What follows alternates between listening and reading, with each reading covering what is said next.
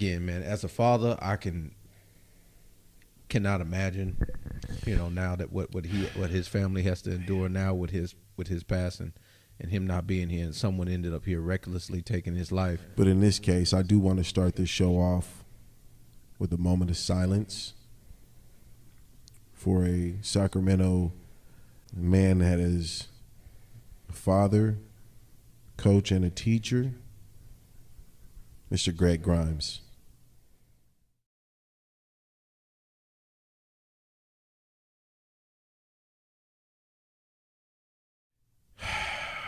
Condolences to your family and friends. Seems like we're in a loop. It's kind of a repeating situation. Yeah. What is that, 3? Well, actually more than 3. There's 3 different shootings that really impacted Sacramento. It's that, like, that. I don't think that that's the part that really concerns me. Violence is in a lot of major cities. I just think it's for,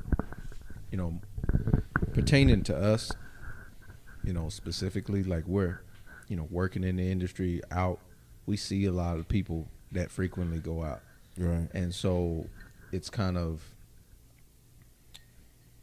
it's just, I think the sadness hits tenfold. It affects you differently when you see them. Well, not just know, I mean, you use the word knowing loosely, but it's like you frequently see them. Mm-hmm. Like it's different. It's a relation. It's this, if you frequently see someone's face, you're going to develop some type of connection. I know for myself, with Greg, I've been, seeing him come in and out through bar, Far-fetched.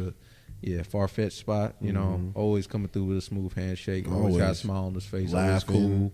So it's just, when you hear about a shooting happen, you're like, wow, like, okay, that's a loss of life, number one. That's just a human being, whether you knew him or not. And then when you find out who it is, and then through, Sacramento's so small too, man, because I got text message, the way I even found out, like, who it was and stuff like that was just somebody that, used to be a coworker of mine, at the day job. And, they kind of had told me who he was, because they were a little bit more closer to him, outside of nightlife, just based on his football coaching, with Intercom. So I was just like, damn. And I was like, man, I just saw him Friday night at the spot that I was working at. You know what I mean? So it sucks, and it hits even harder. Relating again. I'm a father. I just celebrated my daughter's birthday. Facts. This past weekend. You know what I mean? And for what I ended up finding out. Happy birthday, Kamaya. Oh, man, appreciate, what I mean? Man, King came through and, helped celebrate with her and stuff like that. But it's just, I ended up finding out just kind of, looking through a lot of articles and, through social media, like, I guess his child that's now going to be survived of him, they were going to be planning their birthday from what I ended up finding out. Damn. So it's just sad, like, my condolences to, his kid and his mom, and folks and family members, and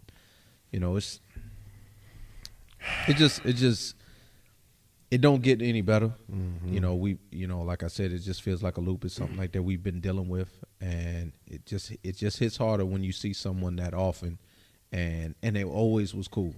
That was the thing, man. Like, my experience and my interactions with him, it was always on the up and up. Yeah. You know what I mean? Right. And it just sucks that that he ain't here, man. It's just sad. It's funny because when you mention that, when we talk about our regulars, like, he was one of them that, and a positive regular, that when he walked up, I made it a point that even if it was bad, or even if it was like, oh shoot, like, oh dang, I don't know if it's good right now, if I can get it, was like, you know what, nah.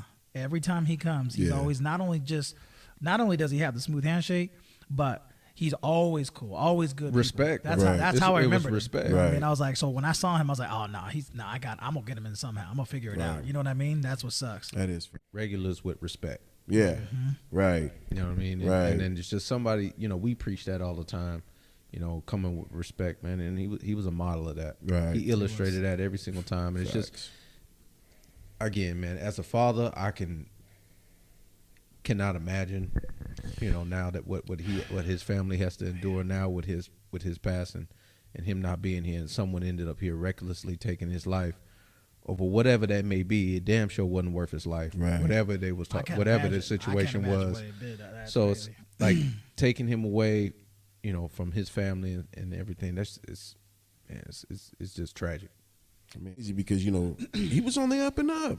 Men out here, on the up and up.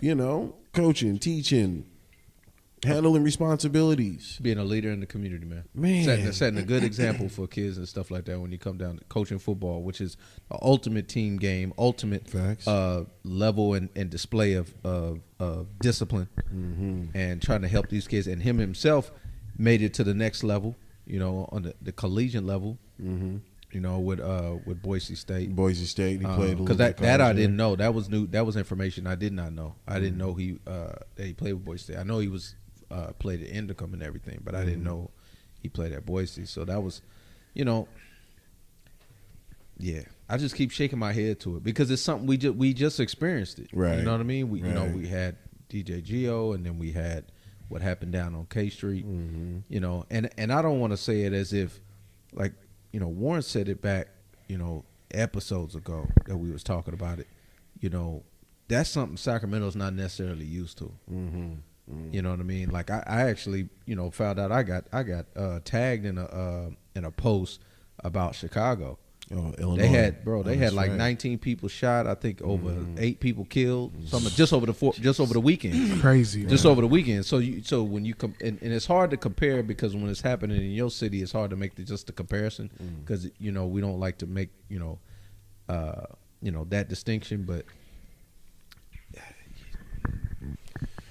can we get senseless, bro? I don't know how much we're gonna talk about it. You stop me, tell me to shut up if I'm not supposed to. Do we know details? Do we know people that were there? You know what I mean? Like, because my biggest thing is what I want to actually speak on afterwards is what we spoke on when we talked about the shootings prior that happened, on what we thought would keep from something like this happening. Because I remember distinctly us talking about something happening that would have probably kept that situation from even maybe not happening that night and that place. Speak on it. But maybe somewhere else. You know what I mean? Because we're getting a lot of heat in terms of security for not handling in that situation. So I wouldn't know if we would have had an officer there. Well, I don't know if we're getting a lot of heat. There's some putting out heat. Yeah, I'll put some. Okay. We're gonna address dive into that later. Address that and address them. What you said is true. But what you saying is the underlying is the common denominator. What we were talking about is the police presence. Police presence and the police presence that not only was that a promise. It was a deterrent. After what happened. That was something that they were going to make a point of emphasis to make sure that their presence was felt, and let's just speak about it. The venue that we're discussing, it's all over the news. We know what it is. They're one of the few places that always has one right there in front. Absolutely. Unfortunately, in this situation, that seemed not to be the case. Why that is, I'm not going to get into all of that. I guarantee you, if that squad car was out front, that don't happen. That shit don't happen. Absolutely. That shit don't happen at all. Now we can't speak to whether loss of life would have happened that night, but it would not have happened where it happened. Right. Now it may have happened, somewhere else down the follow street, somebody home and something like that, and that's not good either. Right. But as far as because you got to think about what nobody else is talking about is rest in peace to Greg and condolences to his family, his son, his mom, any family members. But we also not talking about the 4 people that got shot. We don't know what the condition they in right now. Facts. Hopefully they got a smooth recovery, hopefully a full recovery, whatever injuries they've suffered. So those are people that that got involved in this situation that shouldn't have, and having a police car there or having a police presence like there should be, that the city and the councilman actually talked about and said that it was going to happen more. That wasn't there. Right. Now, is it their fault that the reason why this didn't happen? Of course not. The ones that's at fault is the one that was pulling the trigger. 100%. So we got to make that distinction. 100%. But when we start dissecting and finding out, okay, what's going on, it was like, okay, what did we learn from K Street? Like, isn't that the point? Don't seem like it. Right. And my thing is, the reason why I'm even saying that is because, we have this show because we talk about the nightlife, man. And we want people to feel safe when it comes to the nightlife. And yes, like you just said, would that have happened somewhere else? Of course. But that isn't the case with those 4 other people that were collateral damage. You know what I mean? Right. And people don't want to go out feeling some type of way that, damn, I really got to look twice, you know what I mean, just in case something can happen. And I think that's sad. They shouldn't have to. Why? We should have that presence there. We should make sure it happens in some way, shape, or form, whatever it is. So that way people can go out and know that, well, at least if I go out into the nightlife, I'm going to be safe somewhat because of the fact that police presence is there.